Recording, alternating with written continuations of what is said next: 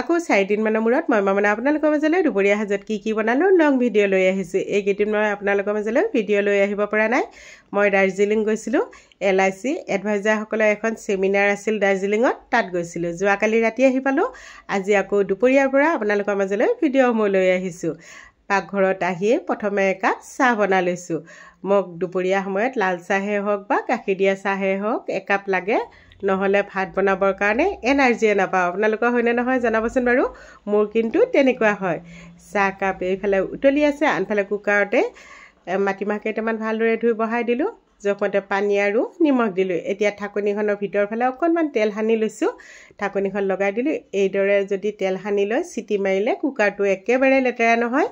আৰু এইফালে চাহখিনি ধুনীয়াকৈ উতলি আছে, তাত দিলোঁ গাখীৰ। গাখীৰৰ সৰ পৰি গ'ল। এতিয়া ডাঙৰ চামুচ এখনেৰে ধুনীয়াকৈ এইখিনি লৰাই দিম, তেতিয়াহ'লে ধুনীয়াকৈ মিহলি হৈ যাব চাহখিনিৰ লগত। এয়া মোৰ চাহো হৈ গ'ল। এই কাপ চাহ যে মোক খুবেই প্ৰয়োজন হয় দুপৰীয়া সময়ত। গাখীৰ দিয়া চাহ হ'লেতো ভালেই, গাখীৰ দিয়া নহ'লেও লাল চাহ হ'লেও একাপ খাওঁৱেই। এয়া মোৰ চাহ হৈ গ'ল, কুকাৰটো বহাই দিলোঁ।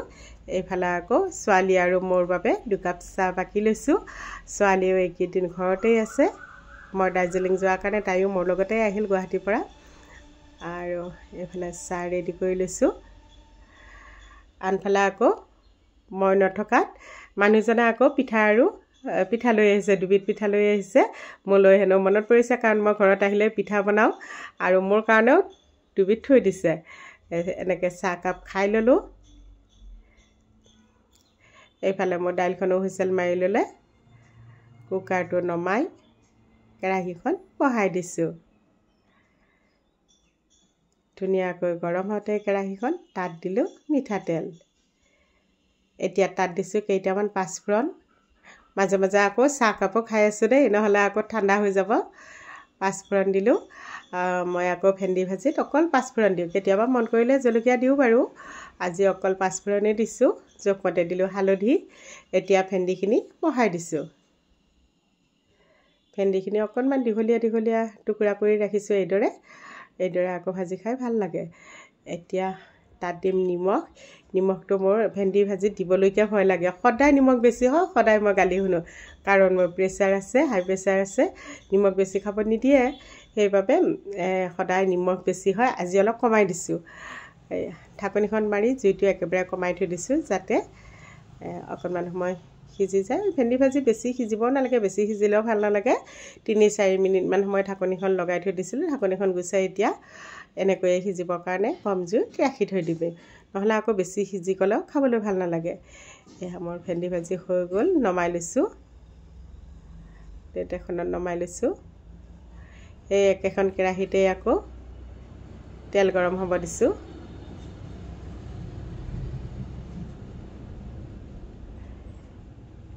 তেলটো অকণমান কমি গ'ল, তেল শেষেই হৈ গ'ল বটলটোত। আৰু অলপ তেল দিছোঁ বাৰু।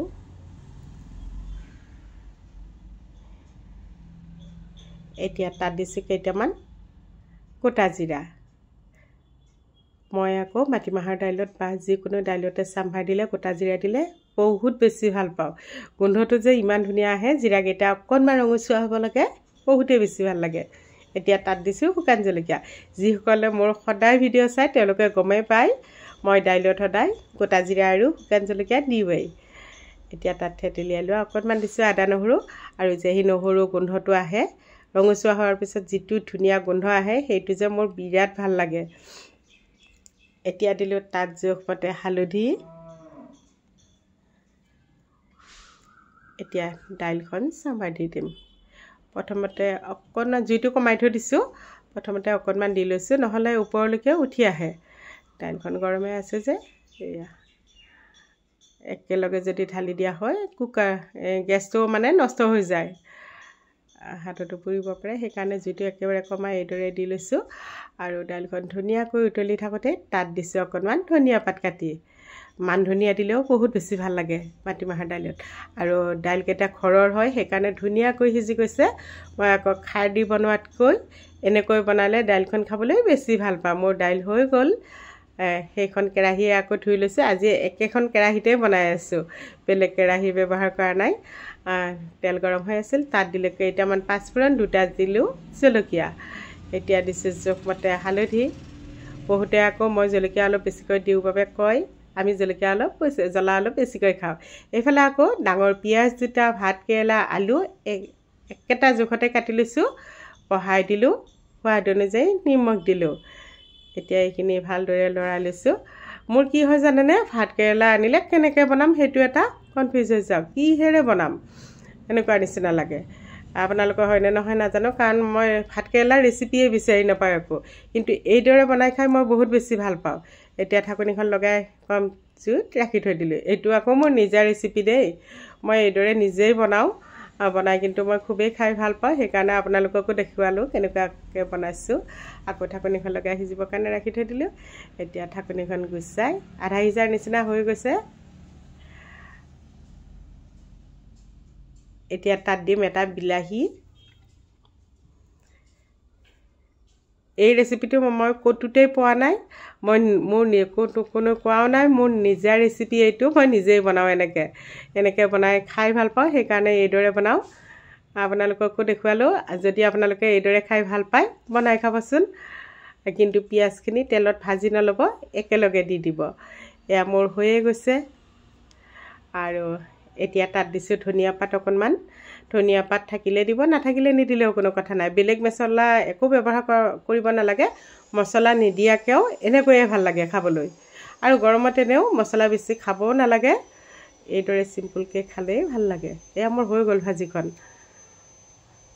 এইদৰে বাৰু বনাই খাই চাবচোন আৰু সেই একেখন কেৰাহীকে আকৌ ধুই লৈছোঁ লৈ বহাই দিছোঁ এতিয়া তাত ফুল দুটা কাটি লৈছিলোঁ সেই দুটা বহাই দিলোঁ আজি ফুলৰ এখন খাৰ বনাম আৰু এই ৰেচিপিটো শিকাইছে মোৰ বেষ্ট ফ্ৰেণ্ডজনীয়ে তাই বহুত কৈ থাকে ফুলৰ খাৰ খাই বহুত ভাল লাগে মই আজি তাইক সুধি এই ৰেচিপিটো বনাইছোঁ খাবলৈ যে ইমান টেষ্টি হৈছিল বহাই দিলোঁ ফুলখিনি এতিয়া তাত দিম জোখমতে পানীটো এবাৰেই দি লৈছোঁ কাৰণ ফুলৰ পৰা পানী ওলাব পানী বহুত বেছি দিবও নালাগে ফুলৰ পৰা ওলাই যাব পানী আৰু এতিয়া দিছোঁ তাত অকণমান খাৰ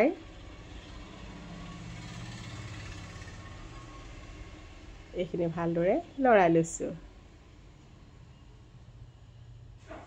এয়া ধুনীয়াকৈ উতলি আছে মই মাজতে নিমখখিনি দি দিছিলোঁ নিমখৰ দিয়াৰ ভিডিঅ'টো ৰাখিব নহ'ল এতিয়া মাছৰ মূৰ আছিল দুটা তিনিটামান সৰু সৰু সেইকেইটা দি দিলোঁ এতিয়া দিছোঁ থেতেলিয়াই লোৱা আদা নহৰু কেঁচা জলকীয়া দুটা একেলগে থেতেলিয়াই লৈছিলোঁ এইখিনি দি দিলোঁ ভালদৰে এইখিনি লৰাই লৈছোঁ আৰু এইদৰে যদি খোৱা নাই আপোনালোকে এইদৰে বনাই খাবচোন বহুত বেছি টেষ্টি হয় খাবলৈ বহুত ধন্যবাদ ৰুবি ইমান ধুনীয়া এটা ৰেচিপি শিকোৱাৰ বাবে মোৰ ফুলৰ খাৰ ৰেডি হৈ গ'ল ভিডিঅ'টো চাই কেনেকুৱা পালে কমেণ্ট কৰিব যদি ভাল লাগিছে লাইক কমেণ্ট শ্বেয়াৰ কৰিব